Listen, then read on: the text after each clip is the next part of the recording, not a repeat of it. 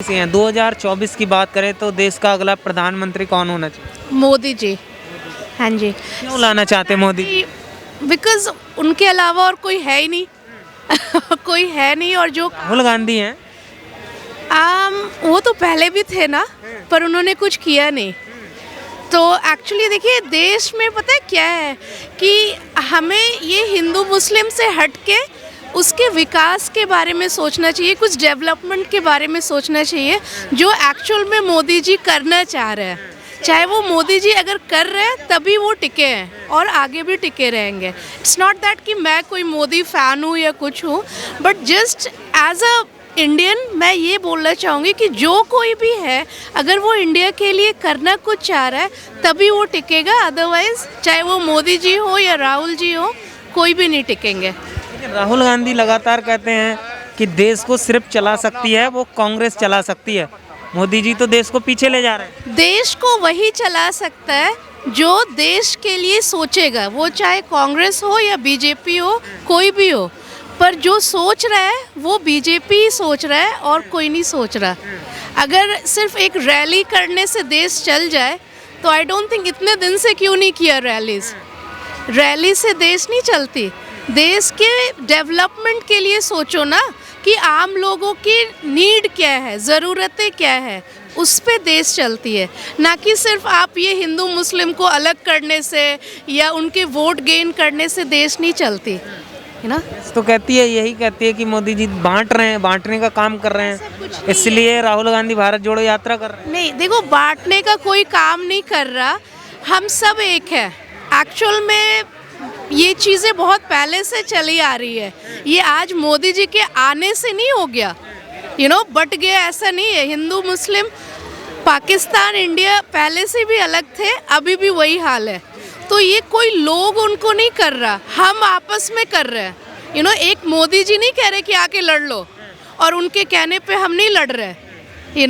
तो कुछ चीज़ें ऐसी है जो हम अपने दिमाग से सोचनी चाहिए कि हमें क्या सही लगता है और क्या करना है। इट्स नॉट कि अब आप और मैं यहाँ पे खड़े हैं, हमें क्या बेसिक चाहिए। हमें एजुकेशन चाहिए बच्चों की, है ना, जिससे कि कल को उनकी फ्यूचर बने। हिंदू मुस्लिम से फ्यूचर नहीं बनेगा। ठीक, रोकना चाहूँगा, आऊँगा। क्या नाम हुआ मैम आपका? मेरा नाम मीनाक्षी झाम है। 2024 की बात करें तो देश का अगला प्रधानमंत्री कौन होना चाहिए? वही होना चाहिए जो देश की एकता बनाए रखे, बंटवारा ना करे, जो लोगों की जो बेसिक ज़रूरतें हैं वो पूरी कर सके, उसी को ही बनना चाहिए। वैसे क्या विचार हैं आपके? ऑप्शन कोई एक नाम? अभी ये देखिए, हम चांदनी चौक में खड़े हैं। यहाँ पर सामने बिल्कुल आखिर में जाएंगे तो मस्जिद है, उसके बाद गुरुद्वारा है, मंदिर है, बीच में चर्च भी है। तो यहाँ हर मज़हब का आदमी आता है, यहाँ हर तबके का आदमी आता है। जो यूनिटी यहाँ देखने को मिलती है वो दिल्ली में और कहीं नहीं दिखेगी। सो अब यहाँ देखिए, आम आदमी पार्टी ने कितना काम किया है। सारी सड़कें दोबारा बनवाई हैं, सारी ड्रेनेज वगैरह सब कुछ बढ़िया किया है। और हॉस्पिटल्स में काम, उनके स्कूल में काम देखिए। अभी दिल्ली में आपने देख ही लिया है आम आदमी पार्टी की कितनी सक्सेस है। पंजाब में अभी आई है, और धीरे धीरे हम तो यही फ्यूचर देख रहे हैं कि ये पूरे देश में फैलेगी आम आदमी पार्टी। आम आदमी पार्टी। अच्छा, उससे सवाल भी खड़े होते हैं आम आदमी पार्टी पे, जैसे सत्येंद्र जैन को लेकर कहते हैं कि भाजपा वाले मसाज सेंटर खोल रखा है तिहाड़ में, युवाओं को नशे में ढकेल दिया, एक के साथ एक दारू बांटना, ये क्या है? देखिए, ऑपोजिशन किसी भी चीज़ के लिए उछाल सकती है। यही काम अगर बीजेपी कर रही हो, ये उसकी नहीं है कि विपक्ष ये कह रहा है वो कह। आप खुद सोचिए, क्या युवाओं को नशे में ढकेलना ठीक है, एक के साथ एक दारू बांटना फ्री में? अब ये देखिए कि नकली दारू पिए वो आदमी जिसके पास 1000 रुपये हैं, वो नकली दारू खरीदे या असली दारू खरीदे जो 1+1 में उतने ही दाम में मिल रही है। जो 2000 की एक बॉटल है, वो अगर 1+1 में खरीद रहा है तो उसको 1000 की पड़ रही है। तो अगर वो ठीक शराब पी रहा है जिससे उसको नुकसान नहीं होगा, तो उसमें क्या बुराई है? इसमें गवर्नमेंट की की देनदारी है ना कि भाई एटलीस्ट वो लोगों का सोच रहे हैं कि भाई वो सही दुकान को पहचाने। इसीलिए दुकानें उन्होंने जो नकली शराब बनाते थे या अवैधिक थी उन्हें बंद कर दिया, और जो जिनका उन्होंने बंद कहाँ करा था जब विपक्ष ने विरोध किया इस चीज़ का, भैया क्यों बांट रहे हैं, नशे में क्यों ढकेल रहे हैं युवाओं को, तब जाके उन्होंने इस पर रोक लगाई है कि भाई नहीं, अब तो हम पॉलिसी को चेंज करते हैं। नहीं, जो पुरानी दुकानें थी वो बंद हो गई, जिनका बहुत सारे मैम, बहुत सारे टेका नए ठोक खोल दिए गए। स्वास्थ्य मंत्री बताती हूँ, नए इसीलिए खोले गए कि जिससे कि वहाँ पर आपको जेन्युइन ड्रिंक्स मिले, और जिससे कि लोगों को पता रहे कि कहाँ पर सही मिल रही है, वहीं से खरीदें, ना कि जहाँ पर अवैधिक थी, जो एक्साइज को काट रहे थे, तो गवर्नमेंट का नुकसान भी था। पहले जो खुले हुए थे वो क्या थे, ठीक है, वो जेन्युइन नहीं थे क्या? वो जेन्युइन थे या नहीं थे, वो एक्साइज नहीं दे रहे थे, वो गवर्नमेंट को नहीं दे रहे थे, और वो सारी पॉकेट में जा रहा था। किसका जा रहा था, किसको जा रहा था, ये भी पता है आपको। तो इसलिए जो अवैधिक है, जो नहीं है, वो उसको हटाना ही बेहतर है।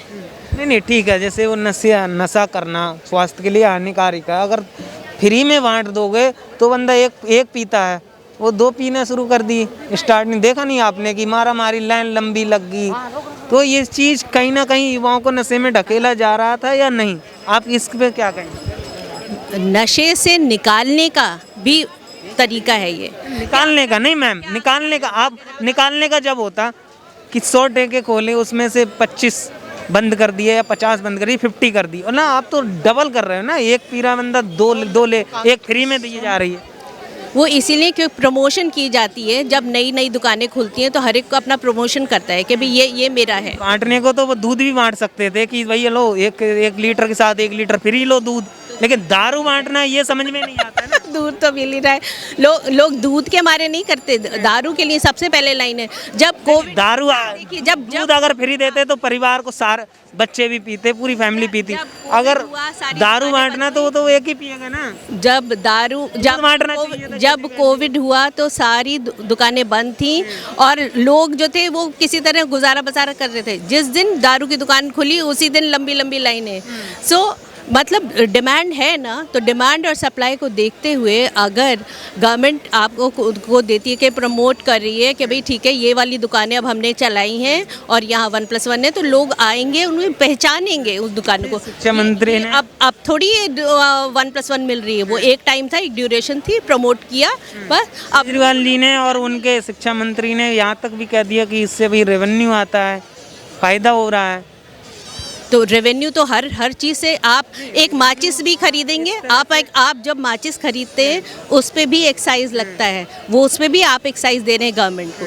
तो महिलाओं के लिए भी पिंक ठेके खोल दिए, ये तो समझ ही नहीं आया कि महिलाओं के लिए पिंक ठेका, जो पिंक ठेका खोले थे महिलाओं। अच्छा बताइए, ये अब हर इस चीज़ को मानते हो नहीं मानते कि ये महिलाओं के लिए भी एक पिंक ठोका खोलना अलग पिए, इसमें क्या बुराई है? वो तो हर चीज अति में बुरी है। नया अलग से टोकना तो बढ़ावा है या नहीं है, मानते हो नशे को बढ़ावा? देखिए, अब जब ये लाइनें लग रही होती थी तो लड़कियां नहीं जाके खरीद सकती थी, अगर उन्हें कुछ पीना है तो नहीं खरीद सकती थी। बट मतलब कहने का मतलब आपका ये है कि ज़्यादा ठेका होगा, भीड़ भी कम होगी, आसानी से जल्दी ले लेगा। हाँ, कहने का ही मतलब हाँ, लंबी लाइनें नहीं लगेंगी, आपको सही दुकानों पे सही सामान मिलेगा, आपको ख़राब माल नहीं मिलेगा जिससे सेहत को नुकसान हो। गुजरात में कितने नकली ठेकों में जाके लोग, गुजरात में तो बंद है, कितने मरे हैं वहाँ पर, तभी उन्होंने अब वो किया है। गुजरात में तो बंद है, वो पार्टियों ने पिलाया होगा यहाँ से ले जाके, अब ना वहाँ तो दारू बंद है। आई एम सॉरी, अब मुझे जाना होगा।